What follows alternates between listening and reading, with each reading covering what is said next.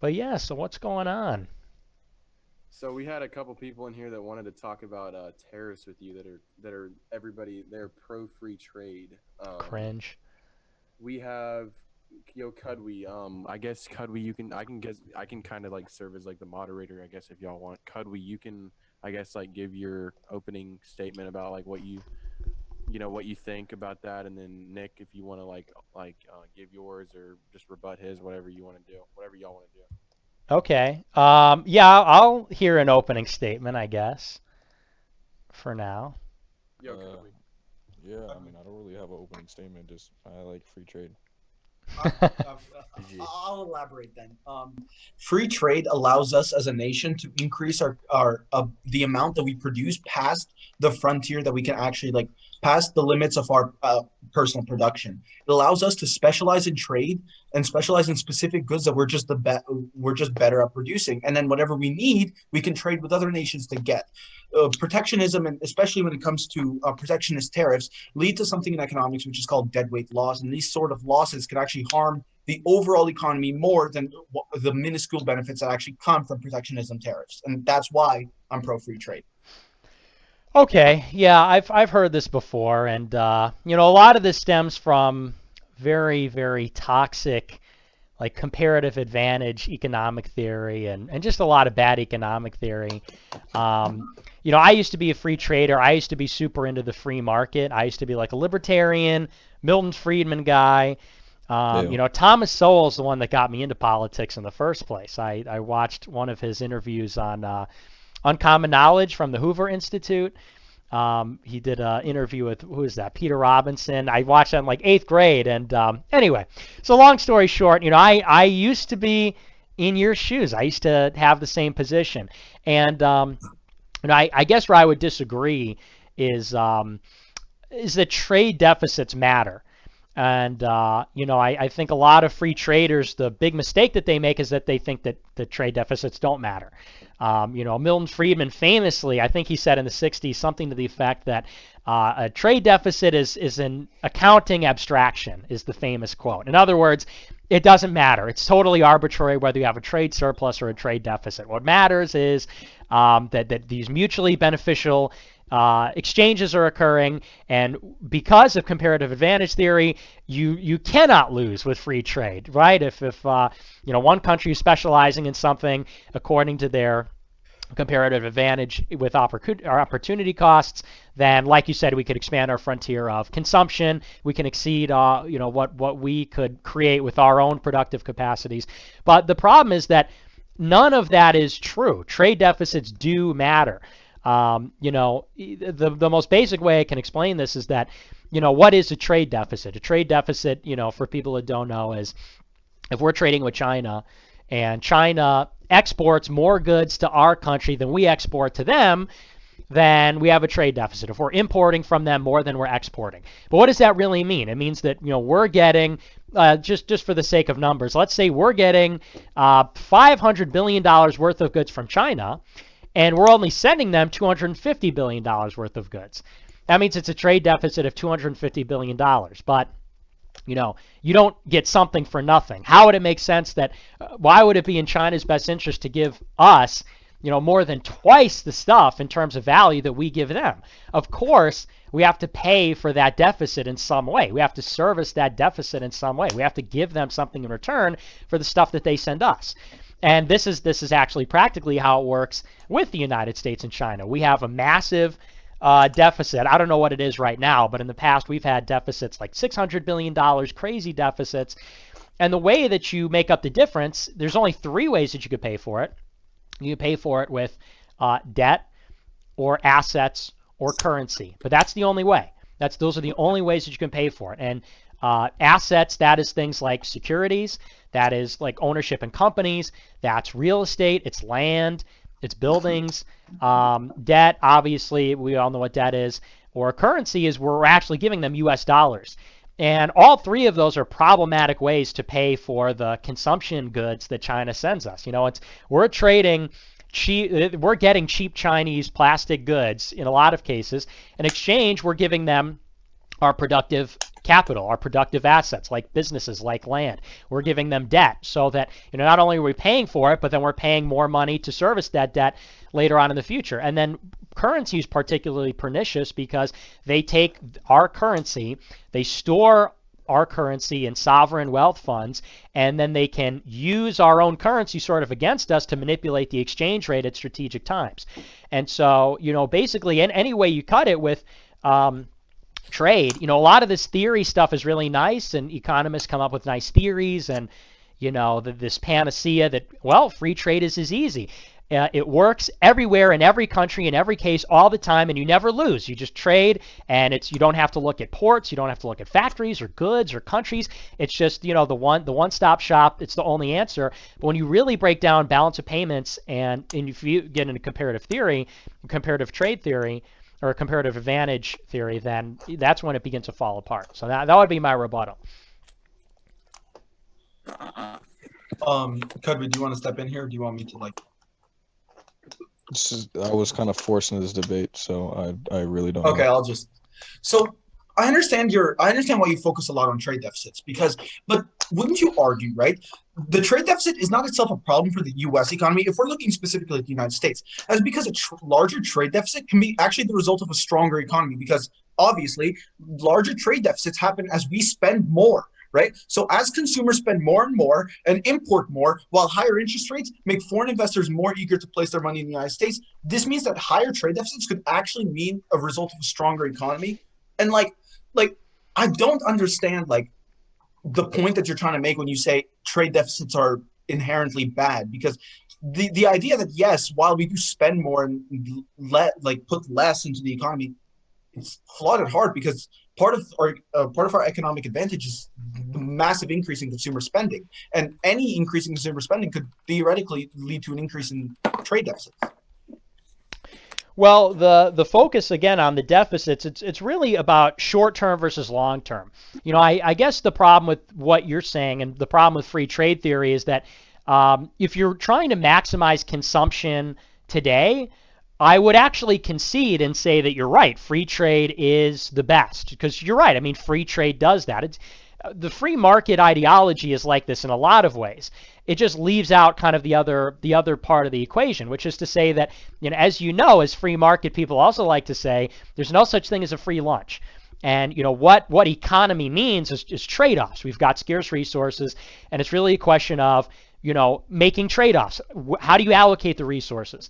And when it comes to free trade, what you're inherently doing is prioritizing short-term consumption over other long-term considerations. So I would agree that, like in the short term, if you wanted to be a decadent society and consume more than your country is able to consume with just its own factors of production, then yeah, free trade would allow you to do that.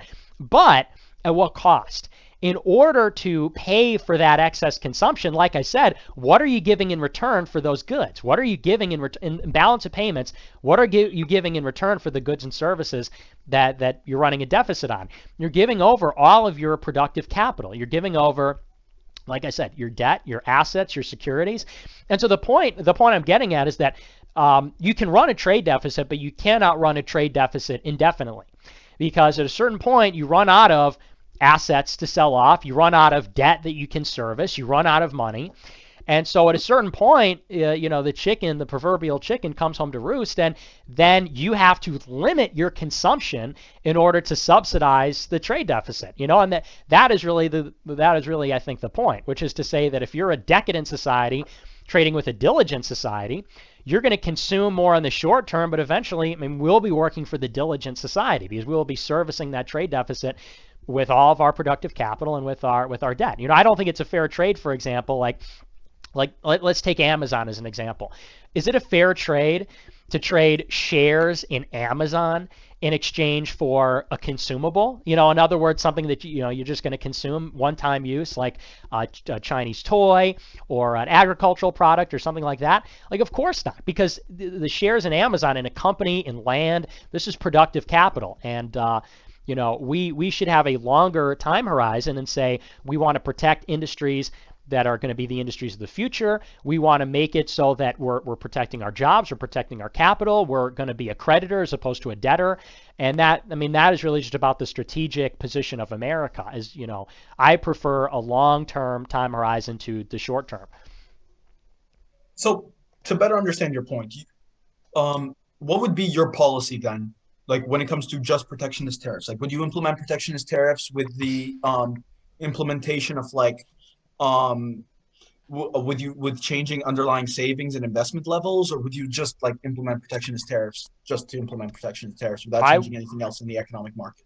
I would do strategic tariffs. I would do strategic tariffs, and you know, look at these industries like, you know, for example, look at some of these industries where Japan and China and other countries have been rising against us for decades or are poised to in the future. It's things like, you know, like artificial intelligence, robotics, quantum computing, semiconductors, you know, things like that.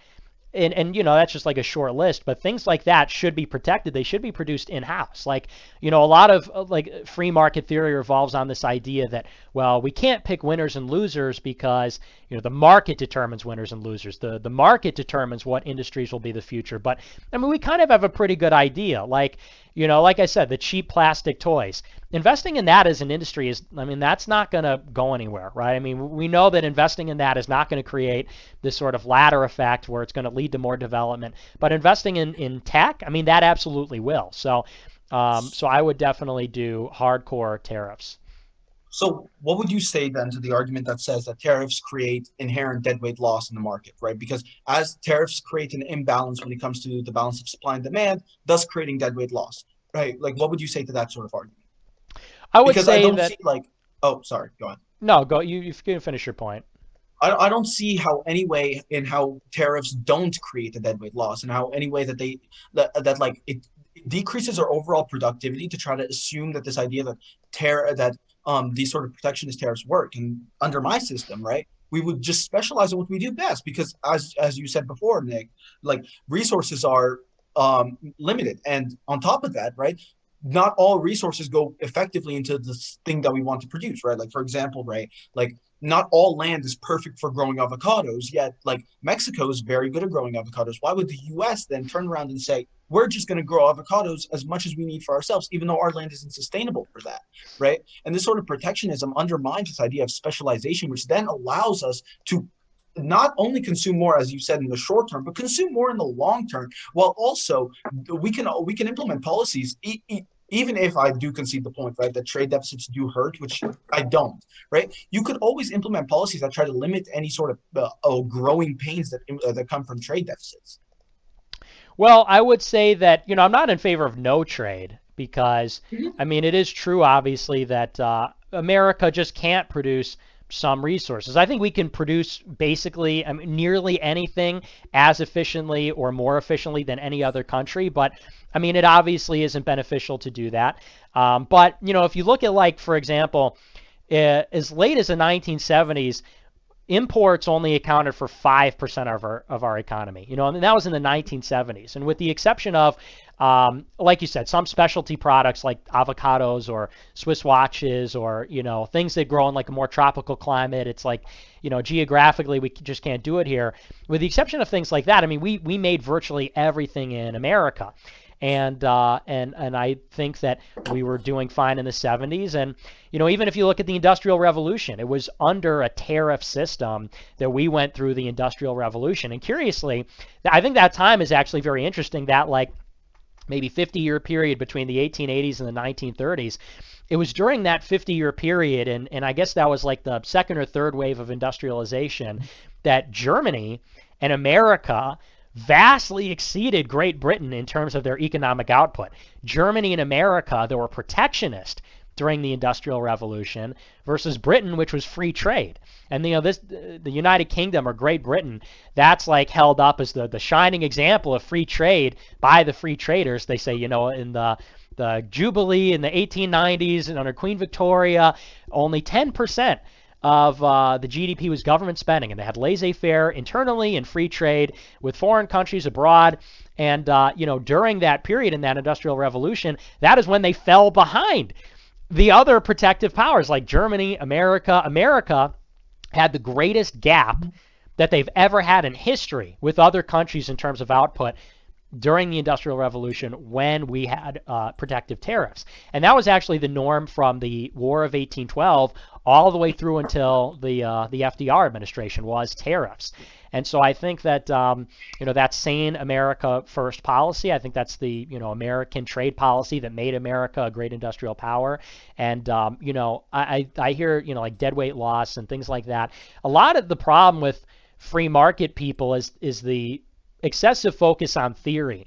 And the problem, it's not that I have a problem with economic theory, it's the problem that economic theory can be very limited and can't tell the whole story, which, like I just talked about, like balance of payments is a perfect example. Well, I've got so two things. First of all, bringing up the 1970s and bringing up those other examples that you brought up, I mean, that could be up to 1,000 different factors during the time. So I'd have to ask you to prove causation on every single one of those points that you brought up, right? Because, I mean, the 1970s boom and busts. We had almost 3 boom and bust cycles in the 1980s alone, if I'm not mistaken. One in oil and et cetera. Like there's so many different factors that could contribute to what you're stating right now when it comes to protectionist tariffs. A second thing that I'd really like to go into, right, is trade deficits just naturally grow and fall as we spend more and spend less, right? And I think we can both agree consumer spending is good for the economy, right, Nick? Yeah, I agree. Okay, so the trade deficits are really nothing more than just an economic indicator that just shows us how much we are spending and how much we are spending and how much we are getting in, right? And as such, I mean, the best example of this is, for example, the last time America had a significant decrease in its trade deficit was in 2009 during the Great Recession. So again, that's just the furthest point. Trade deficits are nothing more than an economic indicator, really, right? I disagree. We just talked about trade deficits. I addressed exactly that point. When free traders say that it's just an accounting abstraction, I mean that's exactly what you just said. It's not true. I mean, you have to pay for your trade deficits when you have to pay for them, and there's only 3 ways to pay for them, and none of those are good for the long term. None of those trade-offs are good long-term decisions. So, I mean, consumption is good for the economy, in a very broad way, but maximizing consumption at the expense of your factors of production, that's not good for the economy. See, and I'll address that point, but I'm gonna make my second point that I was gonna make, which is trade deficits leave out an important piece of the picture, which is foreign investment, right? The flow of capital, from outside foreign countries, Vosh is too scared to join the Zoom. Was he invited? Yeah, Yes. I invited him to join the Zoom just because it would be funny, and then he goes, "No, I'm afraid not," with a Nazi in the call. Yeah. Oh my God. I'm willing to talk to anybody. So.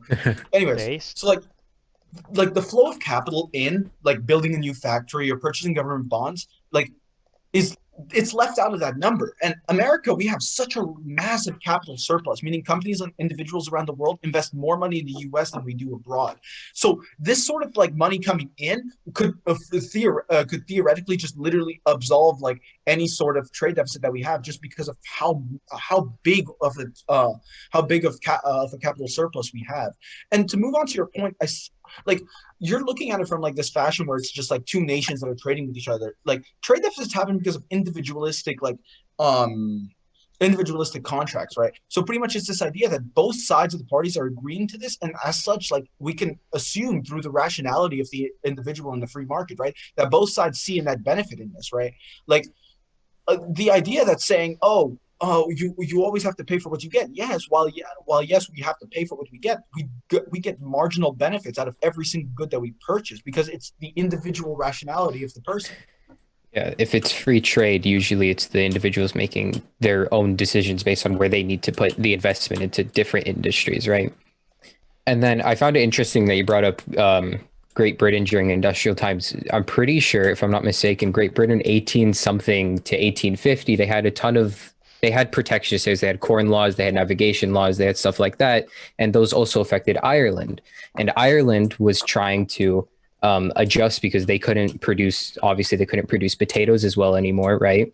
Because, you know, they had the potato famine and they're trying to adjust. And because of these protectionist tariffs, they weren't able to adjust their food as much because the navigation laws made it so that it was only British ships that could move around like different foods. And then the corn laws made it so that the seeds and the corn and all of this grain was expensive to bring in. So, I mean, you could argue that because of these protectionist tariffs and the inability for the free market to, you know, allocate resources efficiently, people died in the name of it. And then as soon as you had the repeal of these navigation laws and corn laws, you actually started having the Irish people start eating more again because the United States was able to start sending things over to Ireland.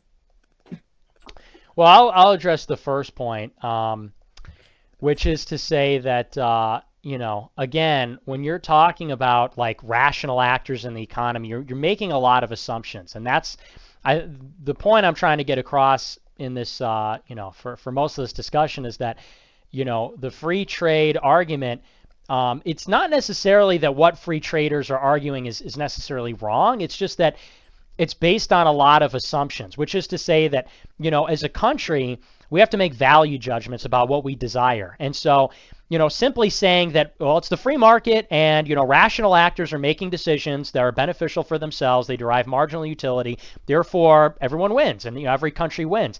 You know, it's not really rigorous enough. I mean, we as a country have to decide what we want to do strategically with our industry and with our country. You know, a business might very well decide to make, for example, a decision to offshore jobs to China or something like that. And that very well might be in the interest of the business.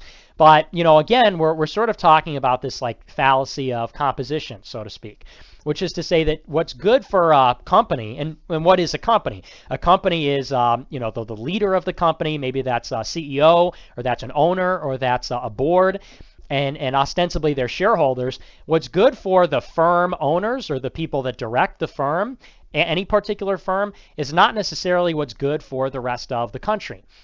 And you know, that's sort of what we're getting at here. Even consumers, what firm owners, the decisions that they make, rational as they may be in a narrow economic sense, are these good decisions for the country? Because, I mean, what we're getting down to fundamentally is that there's a difference between the global market and a nation. The nation state is still relevant. Borders are still relevant. States are still relevant. When you start talking about rational actors and marginal utility and things like that, I mean, that can be applied to an economy, but you're talking now about the world economy and what is necessary from that conclusion, or what's necessary from that thought process, is that the benefits that accrue to individual actors in this global economy, the benefits accrue to the global economy, which means that the benefits don't necessarily go to the country. I mean, sure, firms and consumers might make their decisions on a global basis, but the beneficiary of that is not necessarily always America. And that's the problem. You know, if you want to talk about that in the context of like Alabama or Michigan or Maine or California, then, you know, I would probably agree with you. But we're talking about nation states. And so therefore, you know, decisions that are, you know, undertaken in free trade that benefit individual firms or actors, I mean, in a sense, this makes the global economy more efficient, and maybe this benefits China or it benefits other trading partners, but does it benefit America? And I think, again, if you're looking at what exactly you're trading away for these consumption goods, assets, debt, things like that, you know, currency, it ends up hurting. Again, it's the long-term horizon for America, the long-term prospects for America. I don't want to trade our productive assets, our productive capital for consumption goods. That's not strategically good for America. It's not economically good for America. Eventually, with trade deficits, you'll have to curb your consumption to subsidize those deficits. So, you know, it just gets back to what value judgment do we want to make? I mean, we've got a lot of economic theory to work with, and, you know, the economic theory, we could get into the weeds on that, but, you know, even if you think these things are true, balance of payments is still a reality. You still have to pay for these deficits. Deficits are not just an accounting abstraction, and we have to make choices about these things. So, and then the last part about the Irish potato famine, I'm not well read enough on that to I don't really know the whole history of that, but I think it's worth pointing out that England was the greatest empire in world history and the most powerful empire in world history, really until they started to embrace free trade. I mean, I think that you can attribute a lot of that to their embrace of free trade and their competitors and their rivals' embrace of protection. You know, in a lot of ways, like Germany, and this is more getting to like foreign policy, but Germany in the world wars was created because Germany was rising as an industrial power, and their power was rising relatively to Britain, and that's why they challenged Britain for hegemony in Germany. And you know, the same could be said about America, but without the war. So that's what I would say about that. Okay. So you said multiple things in that, so it's going to take me some time to Yeah, just go run for through. it. The first thing is that the UK example, or Great Britain rather, I'd say it's not really about their embrace of free trade and more the fact that, you know, their colonies really didn't like them and started revolting around the 1950s. I wouldn't really say that their embrace of free trade had anything to do with that. I'd really say it was more like the riots and, you know, the protests and, you know, like half their empire trying to, you know, get out under the boot of the British. Imperialism. So that's the first point. The second point that I'd like to make is, again, when we're looking at trade surpluses, and you haven't addressed this, right? That is only one part of the economic viability of the nation. Because guess what?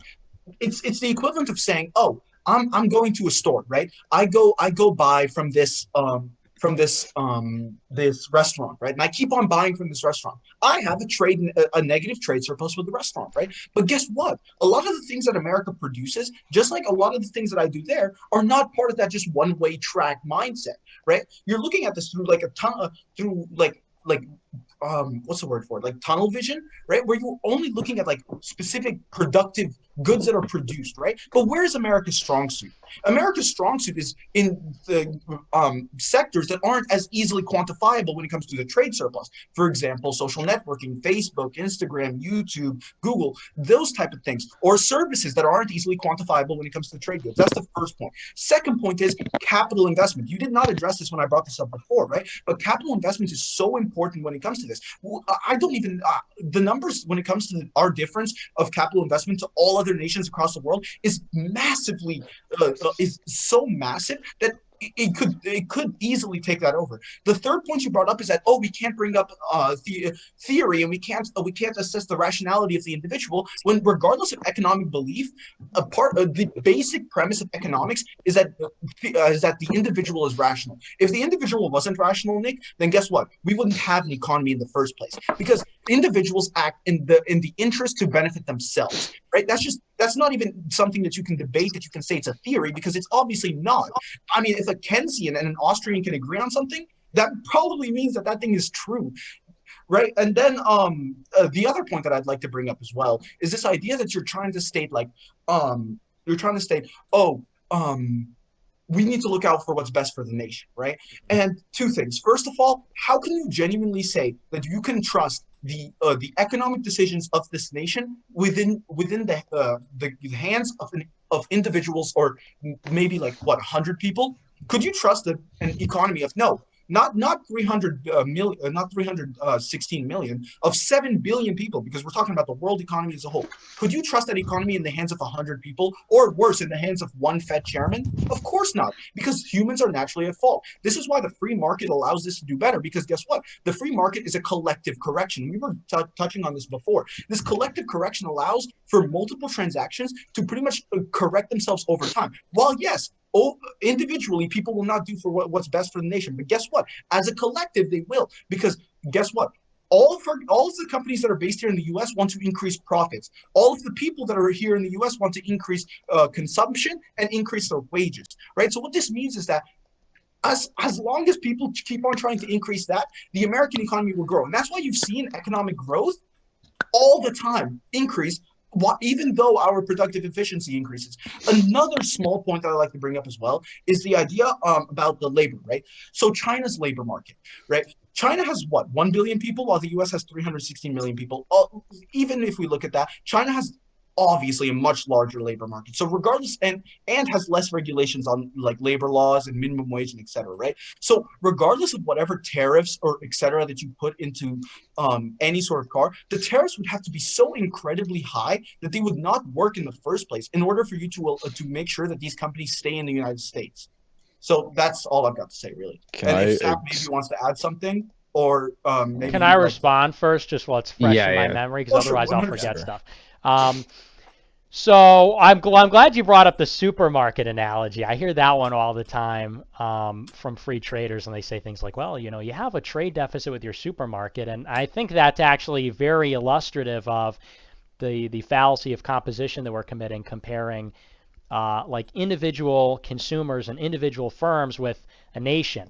You know, it would be comparable if you were saying that in order to buy your groceries, you were like only using a credit card and you had to pay that back, you know, like decades and centuries into the future. Or if you said that you're going to like mortgage your house, you know, or you're going to refinance your house in order to pay for the groceries.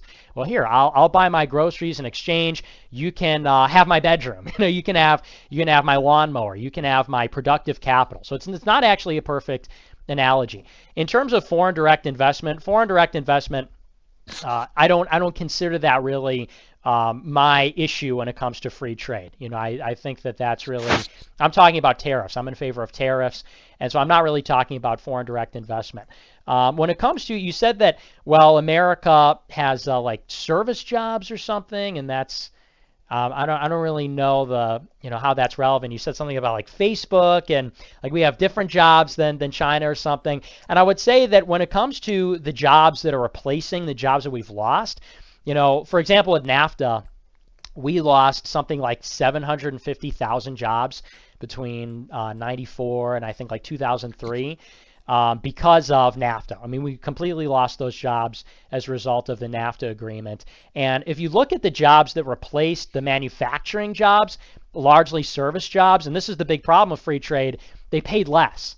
And this is a big problem with factors of production, is that when you look at labor and capital, it doesn't move as freely as financial capital. It doesn't move as freely as currency. So for example, you know, some free traders will say, well, you know, you're going to lose jobs and you're going to gain jobs. You might lose manufacturing, but you'll get service jobs. One of the big problems with free trade and why it doesn't often show up on unemployment is because the people or the workers that free trade affects don't always end up unemployed, but they often end up underemployed, which is to say that you may go from earning a pretty high wage on an assembly line or in a manufacturing plant and then end up as some kind of a service worker, like at a McDonald's, or as an aide in a school, or as a, you know, something like that, some kind of untrained like assistant. And so, you know, when you're looking at that job loss, it's often pretty devastating. And also, it doesn't account, you know, you don't typically see that show up in just plain unemployment statistics. It'll show up as underemployment. It'll show up as people that are not really reaching their full potential in terms of, you know, what capacity they were operating at before. So that's a big problem. And what was the last point that you made? The one more thing you said before because I forgot the last point. One more, because I'm not keeping notes. I thought this was kind of like a casual thing, and I think you're on notes. But you said that I said that actors in the economy aren't rational. I'm not disputing that. I didn't say that like economic actors aren't rational and economic theory is bogus. I said that economic theory is legitimate. I said that often what happens with free traders and free market types is that they don't give the context that is required to interpret the theory. You know, a lot of, like, for example, when you're looking at how free traders look at the trade picture, it's sort of a static analysis. They're looking at the facts as they are. It's sort of like a perfect snapshot of the moment. Whereas when you're looking at trade, it's very dynamic. And firms and individual actors are like an example of this that I was using. You know, when you look at like a firm that's going to outsource jobs to another country, I didn't say that they're not rational actors. I said that we have to consider the nation state and not just individual actors, because I'm not concerned about the global economy. I'm concerned about the United States and the United States economy and U.S. consumers and workers and firm owners. I'm not concerned about, you know, if the global economy is efficient. I'm not even concerned about other countries' economies. I'm concerned about the economy that exists within these borders. And in order for that to be a meaningful distinction, you know, the state has to impose restrictions and regulations based on those borderlines. You know, you really don't have a country if goods and capital and labor and technology and all of that is moving between these borders. Then you have a global economy, and like I said earlier, when you have a global economy, then the benefits don't always accrue to your nation. I want to make it our nation as wealthy and as powerful and in as good of a strategic position as possible. And that simply cannot be done when, for example, in a perfect free trade economy, we would expect that Americans would relocate to China with their capital and, over there in order to do some of these jobs. I mean, in a perfect free market, or perfect free trade situation, you would have people getting up from America and constantly flying all over to different countries in pursuit of jobs. And of course, borders matter because people can't do that. So we have to impose the same regulations on our other factors of production, which is our capital, our land. Obviously, our land's not going anywhere, but our land, our entrepreneurship, which comes in the form of technology and patents.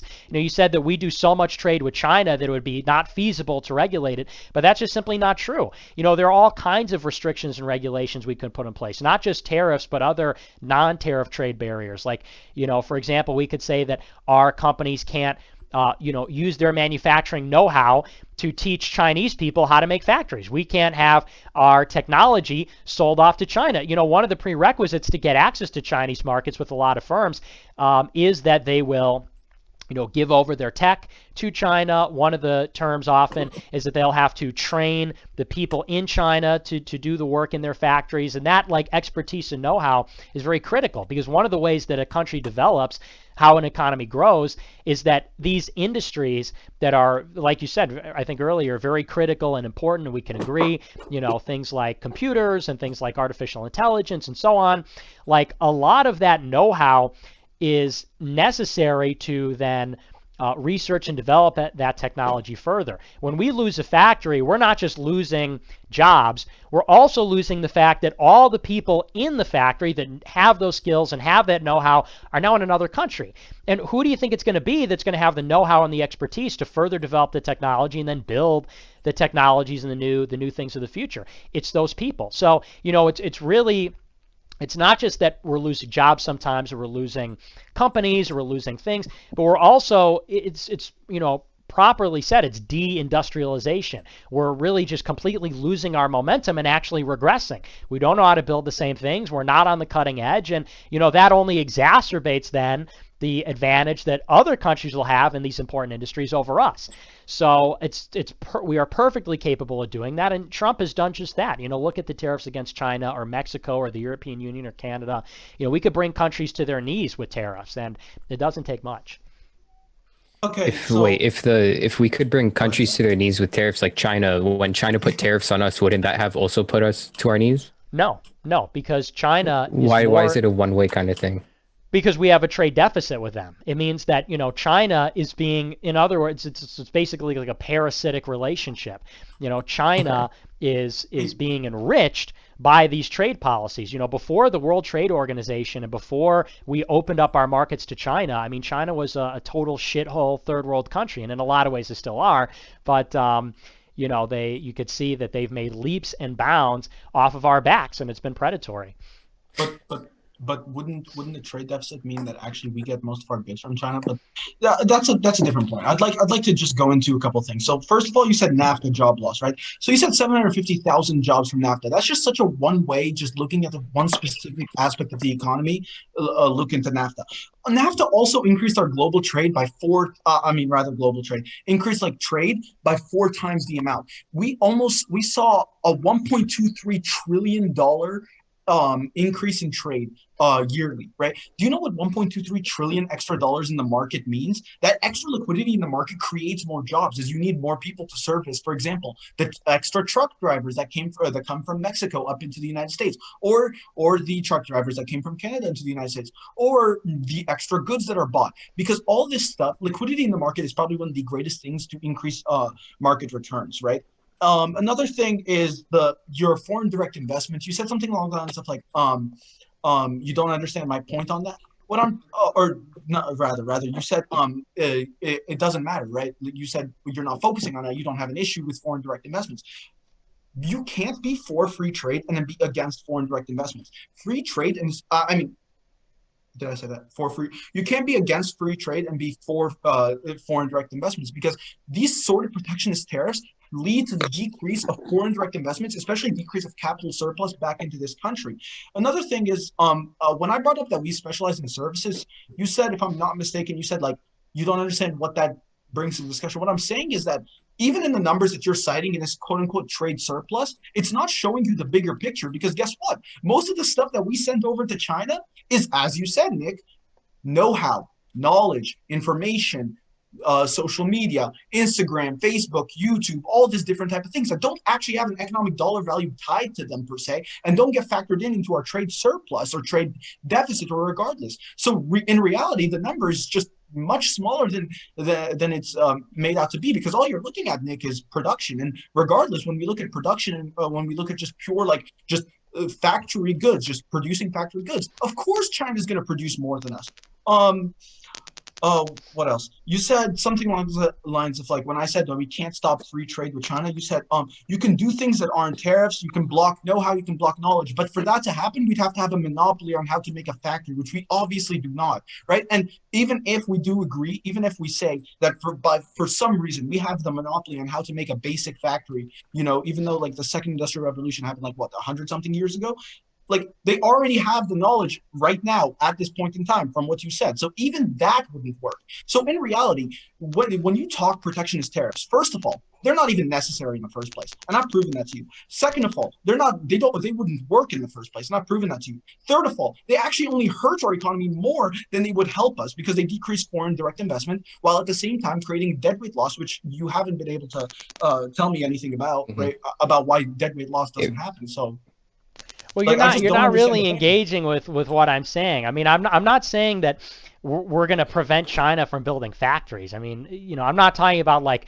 of course, factories have been around for hundreds of years. I'm talking about, like, when you're talking about these industries, which are very sophisticated industries, very, very developed industries, when you're talking about, like, technology in particular, I'll give you a good example. Like, for a long time, Apple, they basically outsourced the production of chips that they use in their phones to other suppliers like Intel and a few other companies, and for a long time, and also some companies in China. And because they were outsourcing that part of that component of their phone, the production of it, to other companies in China were learning about Apple's proprietary hardware and their software, because they were producing those chips for Apple. Recently, Apple is now developing their own proprietary chips. They've made a lot of money. Now they can invest in this, and so they're making their own proprietary chips in-house, and now they're able to customize it better, and it's more efficient. And I'm not a tech guy, but there's a lot of benefits to this. As a consequence, now companies like Huawei, which is a phone company in China, they are not going to benefit from a lot of the hardware and software know-how that they get from that business making chips for Apple for their iPhones. And that's a perfect example. It's not just about, like, I'm not saying like China wouldn't know how to build a factory if it weren't for us, obviously. I'm talking about in these very sophisticated sectors of the economy where it's niche and it relies on specialists and experts. When you're talking about some of these factories, you're talking about training workers, you're talking about training and bringing in a lot of human capital, a lot of talent. And when you're moving that entire process to another country, then they gain the upper hand and they gain the advantage on producing the next iteration of that. Japan is a perfect example of this. America was not able to capitalize on the production of consumer electronics in the same way as Japan was. We totally fell off on things like VHS and on camcorders and all kinds of things like that. That's why a lot of our televisions and other consumer electronics are made in another country. And that's a business that would be very lucrative for America to have. And the other thing is, just because China can produce more than us, it's kind of getting away from the point. I mean, China has like 1 billion people, but the question is about efficiency. And the other question is about, who's going to do the producing, who's going to get the jobs, and who's going to be able to sell that technology. And America should be producing those things. If America can produce things, America should produce it. And the point I made earlier about the 1970s is that trade is really negligible. The point I made about the 1970s, you said, oh, well, you're going to have to show me a causal factor. The point I made about the 70s when I said that 5% of our GDP was trade was to say that it's not like we were a poor country. It's not like to say, it's to say that even when trade was a minuscule part of the economy, and we hardly relied on countries for anything necessary, we had everything that we needed. We had virtually everything that we have today, with some obvious exceptions, new technology, new developments. almost all of which have been developed in America. But the point was to say that the trade is really the icing on the top, as opposed to like a foundational pillar for the economy. It's really just sort of like, like you said, avocados. It's things that if we must, we can get, luxury goods and things that have to be produced in a certain tropical climate, or, things like guano or oil or, whatever. Things that we just simply cannot produce here, we can get from somewhere else. But there's really no good reason that so much of our economy has to be tied up in trade. And you said, like, well, NAFTA, losing 750,000 jobs is no big deal because the volume of trade increased. And it's like, jobs actually matter because producers and workers, or rather, producers and consumers are the same people. Producers and consumers. Jobs matter. I agree. I agree with you. Okay, so one at a time. What's the? I didn't finish my point, but does someone have an interjection that was like? Sorry. If you want to continue your point, if you want, but I believe the way that you're describing jobs as such a high necessity and so like hard to create is a incredible overstatement. We've seen our government be able to produce like jobs for its citizens several times over in the past. Jobs are very easy to create, and to suggest that the NAFTA agreements that led to 750,000 people like losing their job is due to tariffs is kind of a false causation.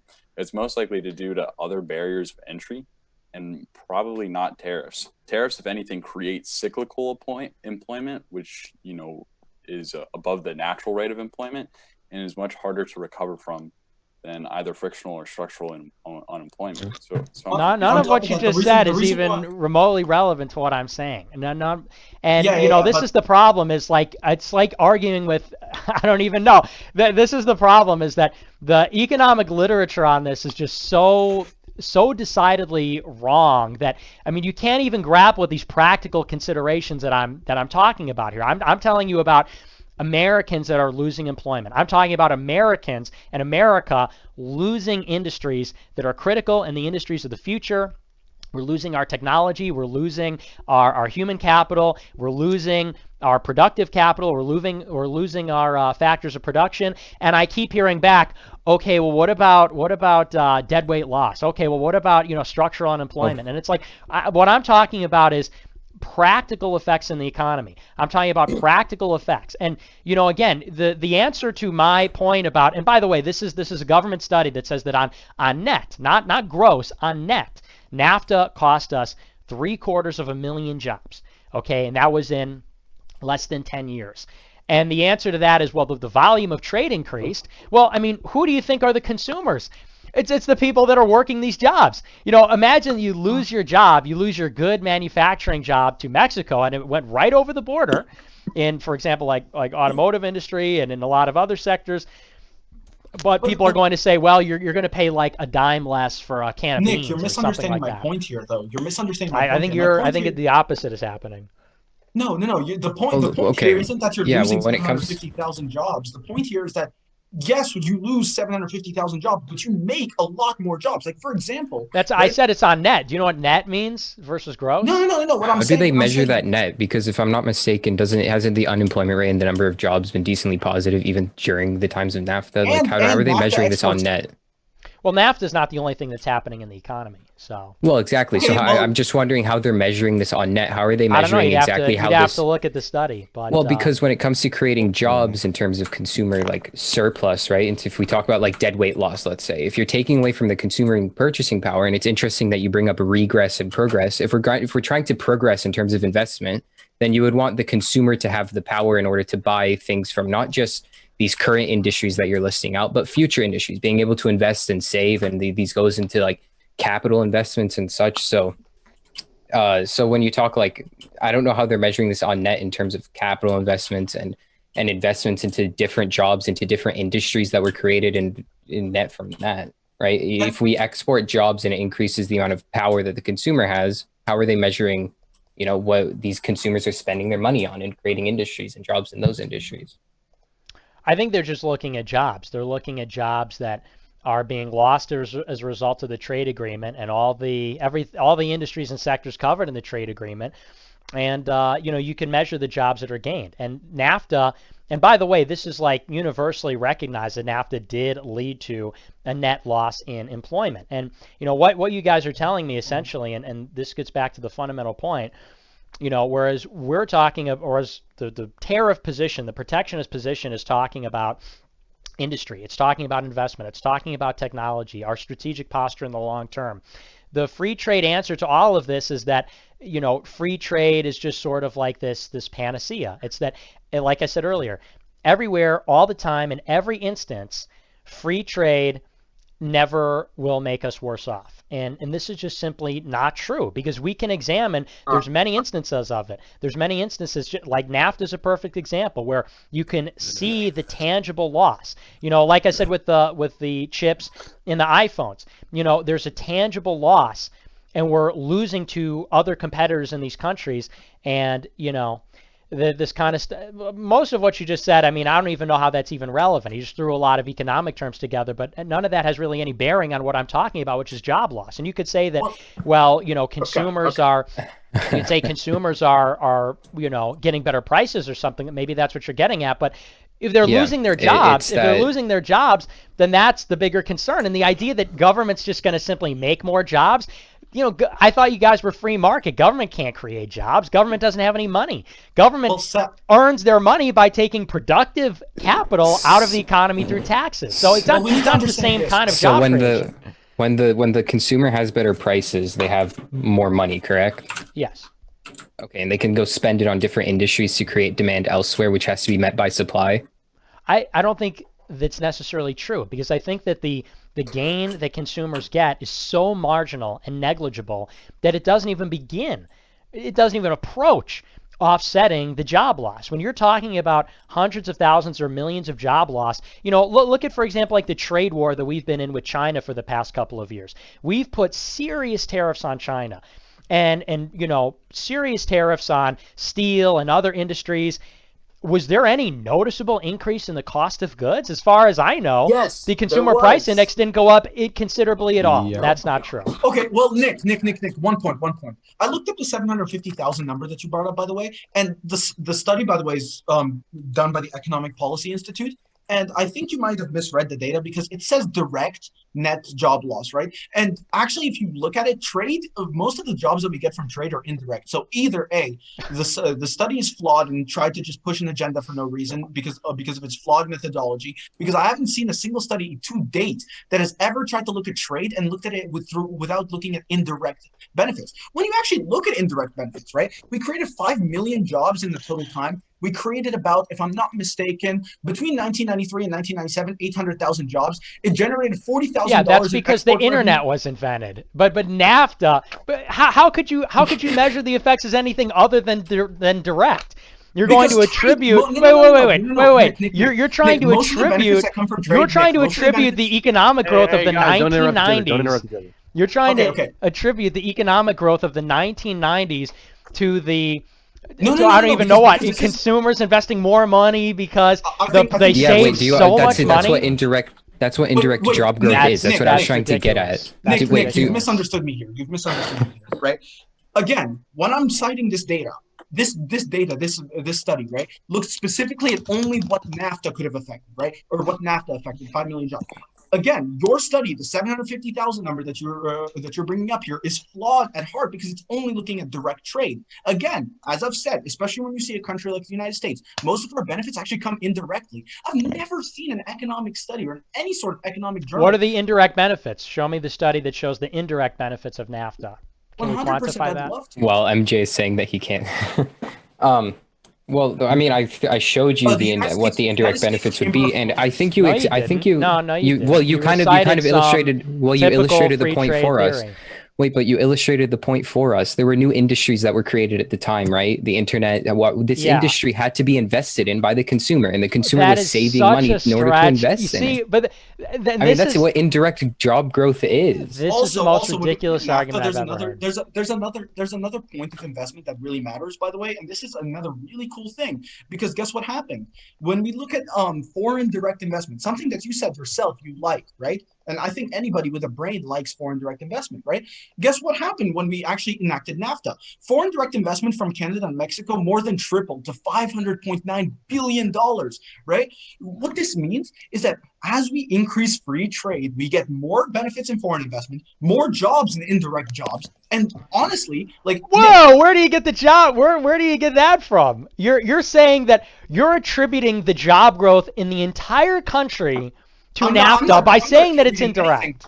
I'm not attributing anything, Nick. The U.S. Chamber of Commerce in 2015 is the one that's attributing this, Nick. And by the way, they look into it. In what time period? Would you like a source? I'd be more than happy to give you a source. Well, I mean, here's the problem: is you're going to like I'mRight.com, but you don't even know what you're talking about. You don't know the time period. No. You don't know you don't know the indirect benefits. I'm going to the website for the U.S. Chamber of Commerce called, which is a 19-page document which specifically outlines. Oh, you just read the 19-page document? No. I took the quotations from it. Oh, okay, right? Gotcha. But here's the understanding, Nick, you weren't able to tell me the methodology for your 750,000 job thing until I had I didn't just look mine up in the course of this debate. That's the difference. Until I have to look it up myself and then figure out that the methodology was flawed. When we actually, I'll explain to you the methodology if you'd love to. I'd be more than happy to, right? Like, for example, right, when they look at this trade, right, they're looking specifically at markets that would have been affected by this sort of job trade. They're not looking at the internet, as you presume. They're looking at, for example, trucking or consumer spending in groceries, especially when we're looking at Mexico, because Mexico is one of our biggest exporters of groceries, right? So again, this is a 19-page document from the U.S. Chamber of Commerce. And if you'd like, I'd be more than happy to link every single one of my sources to you, right? Yeah, well, you're going to have to give me some time to read the 19-page document. Okay. All right, Nick, I want to go over something that you said earlier. So you said that the consumer price index hadn't really gone up, as you could, so far as you could tell. Yeah. And I mean, while that's technically true, the average American household is spending, I think it was between $32 and $57 more every month. And a lot of this has correlation and, didn't actually start until the tariff increases.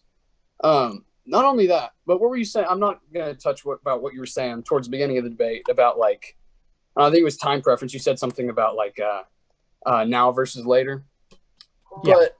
But I do want to bring up, okay, I guess I will kind of touch on that. So what these tariffs do is they do, in some way, they encourage present consumption as opposed to future consumption. One way of doing this is I'll be right back, everyone. Against American steel, or not American steel, Chinese steel produced by American companies, and farming equipment and capital equipment produced by American companies in China. What this does is we can't import this and use it to hire Americans and create jobs and create growth, long-term growth, not this short consumption growth, jobs and like actual capital equipment. Yeah. That's all I got. Wait. Say that again. You said that what? Because we can't import steel, we make our own steel. So it's harder for us to import steel, and it's harder for us to, Yeah, that's the point, though. Is then we make our own steel. That's the point. We make our own. Okay, but what that does is that increases the cost of production for these American companies producing in America. Good. Yeah, it should. It's not good because they can't hire as many people, and they can't. What do you think the costs are? If they're producing more, then they're hiring more people. That's the entire point. They're not producing those costs. Those are labor costs. Or they're producing less because it costs more. The steel capital costs. Oh, they don't hire more people. They need to make more steel. They don't hire more people. No, they don't hire more people because they have to pay more for steel. Actually, we lost more. Look, we lost people in steel. Hold on. Okay, I got unmuted for the first time. And here's an important point that I think a lot of people miss.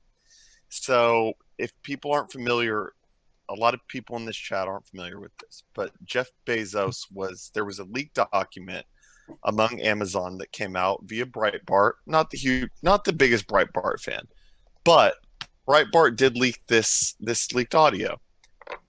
Bezos came out and said that it benefits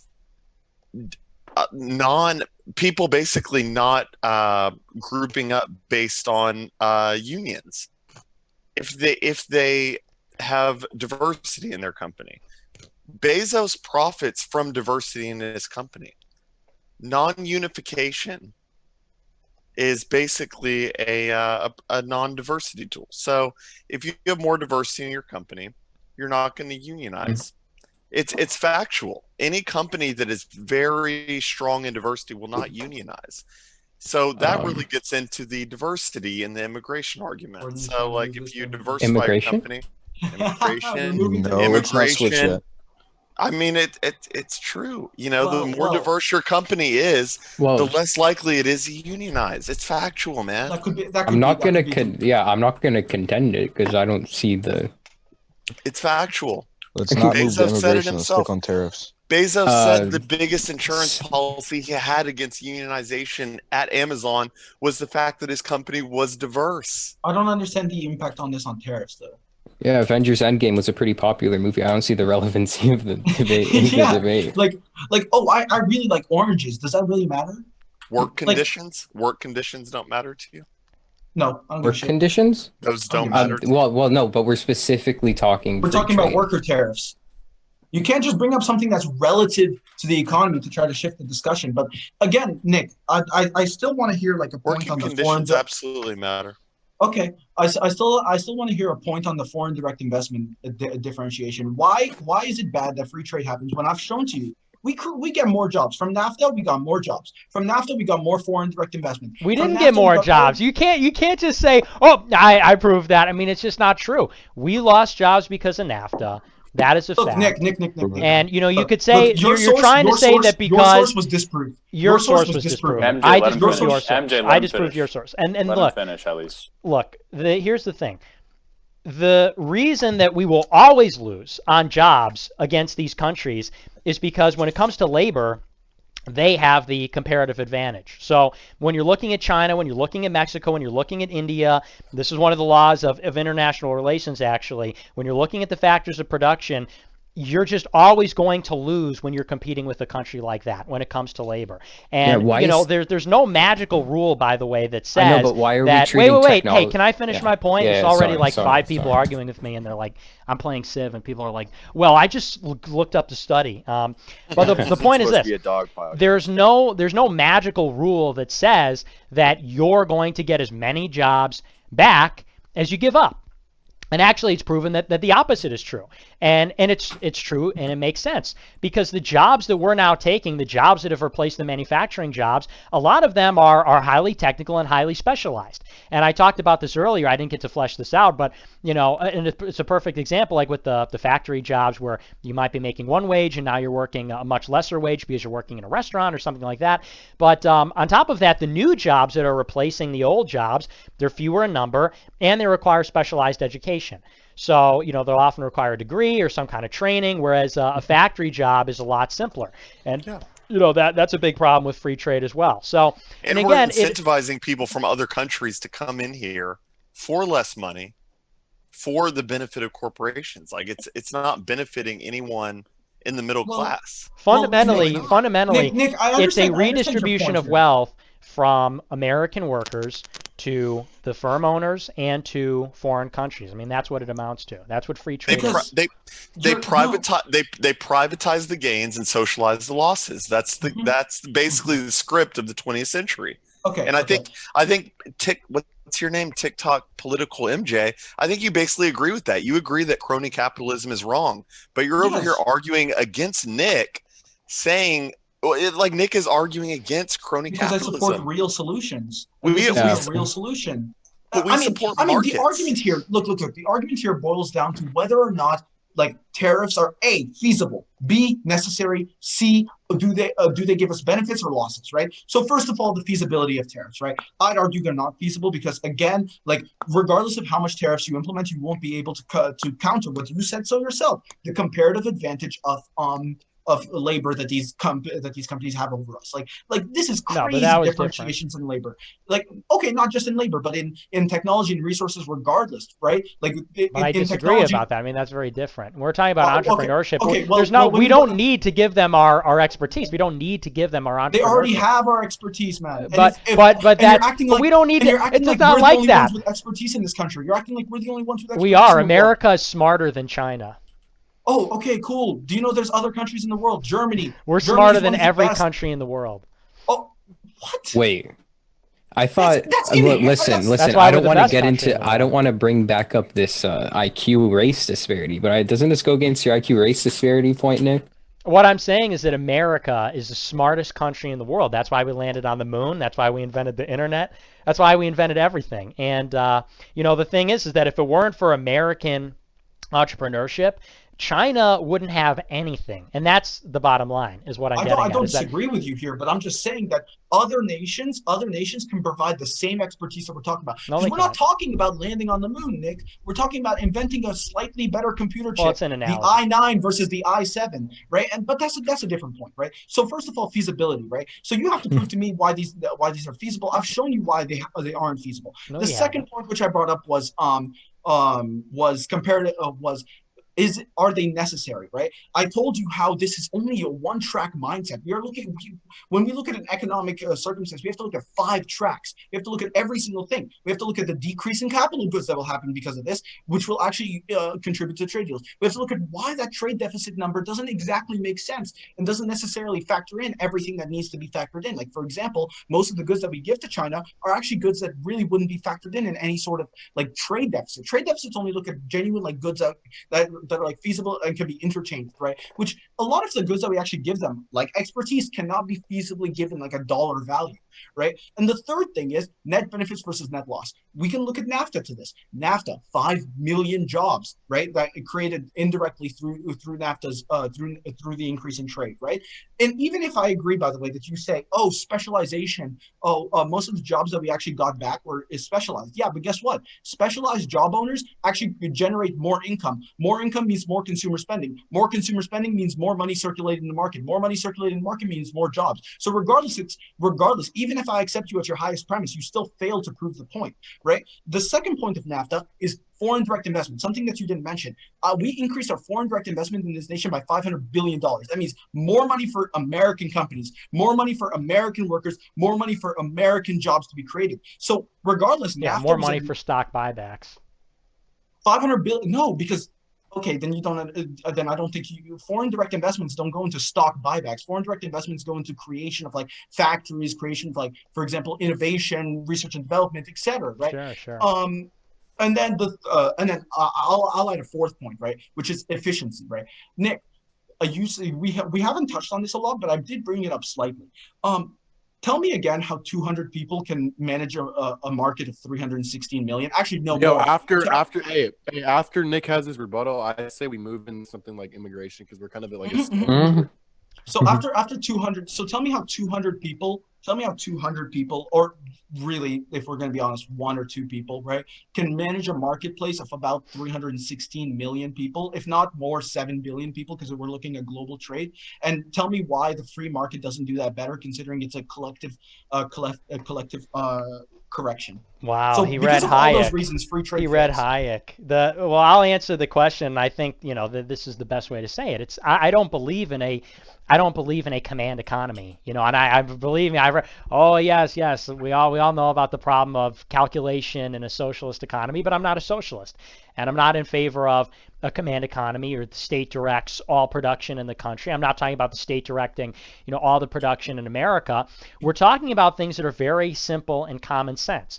When we're talking about some of these industries, which we know are strategic industries or the industries of the future, we need to protect those industries in America. I mean, that's very simple. It doesn't take 300 million, probably 300 million people don't know shit about that. I would venture to guess that the people that know best the future industries of America would be a group of specialists.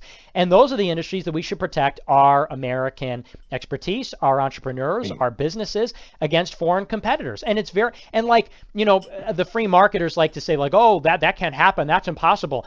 Like, where do you think the internet came from? Where do you think semiconductors came from? Where do you think airplanes came from? If it weren't for the U.S. military, you wouldn't have an internet. If it weren't for the U.S. military, you wouldn't have Boeing 747s. If it weren't for the military, you wouldn't have Silicon Valley. It was the U.S. government and monopolies that created a lot of this technology. The idea that only the free market knows how to pick and choose and everything, of course we know. Like I said earlier, that AI, quantum computing, robotics, the future lies in those industries as compared to other things, as compared to industries like, if China is making McDonald's toys or China is making, Crocs or something like that. I mean, we know that. So it's not a question of a dozen people managing the economy. It's a matter of and this is, and this is just, I think the difference in how we're looking at this. We as a country have to make value judgments. And, you could say like free trade, free trade, free trade, but fundamentally what you're saying is consumption. You're saying prioritize present consumption over really any other consideration, over, how our workers are doing, over strategic considerations, over, this sort of ladder of innovation that has to be built up, industrialization. So whether you choose to abstain from that choice or consciously make that choice, you're making a choice. And we as a country have to choose what is valuable to us. And what's valuable to me is our strategic posture. It's our workers. It's our stability. It's the wealth of our nation. And, a position where we have a $600 billion deficit with China, that's not a position that favors this. And, you keep throwing these, I don't know, this is like a debate team thing to you. I'm not in debate team. I'm not interested in having debate team debate. I'm interested in, what is best for the American economy, what's best for American workers, not, all this other stuff. And I still have not heard how financing massive trade deficits with assets and debt is in the long-term interest of the American people. It just isn't.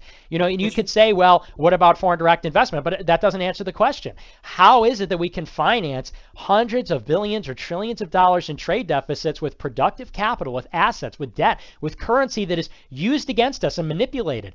How is that in the long-term benefit of us to receive consumption goods in return? And you said earlier, like, we're trading intangible expertise, and that narrows the trade deficit. Like, that's a good thing. It's not a good thing to trade our expertise for consumer goods. That's maybe the worst thing possible. So, and I would also say that if free trade were all it's knocked up to be, this is just the gold rush that I guess every other country in the world is missing out on. I guess, Canada, the European Union, China, America during the Industrial Revolution, Germany all these successful countries, all these countries that are absolutely killing it and enriching themselves, they're just missing out on this gold rush that is free trade. Free trade that lost Britain's comparative advantage in the Industrial Revolution. Free trade which lost our comparative advantage in the past 30 years. I guess you could say the past 80 years. But, that to me is the big picture. But, So, let's Nick, hear more about here's foreign direct one investment. thing. Here's one thing. Before we move on, I'm just gonna give like a bit of a closing statement here, which is just like I'm an American. I'm not an American citizen. Actually, I'm a green card holder, right? I There it immigrated is. to this country as an immigrant from North Africa, right? And yeah, I am a debate team, but like regardless, I still care about what this nation means, and that means actually supporting solutions that really work, solutions that help the American public, solutions that increase jobs, increase economic growth, solutions that have worked in the future, that have worked in the past, have worked in the present, and will work in the future. You are supporting an outdated system with facts that really don't hold your side, with methodologies and studies that really don't work on your side, and it baffles me how like you could still support a system that would actually hurt American workers in the future if you are truly an American. That's it? That's okay. I'm not going to make more facts and studies. If you really wanted to, I could have just. No, if listed that's them your all in conclusion, I'm just okay. Is that your conclusion? That's it. I just Okay. it's a bit of an emotional one or rhetoric one based. I got it. Right. Pathos. Debate Yeah, can be yeah, like the big pathos. this is my pathos appeal. The useful pathos. Hey, if logos doesn't do y'all- work, do there's y'all always wanna pathos discuss- and ethos. Logo. Do y'all want to discuss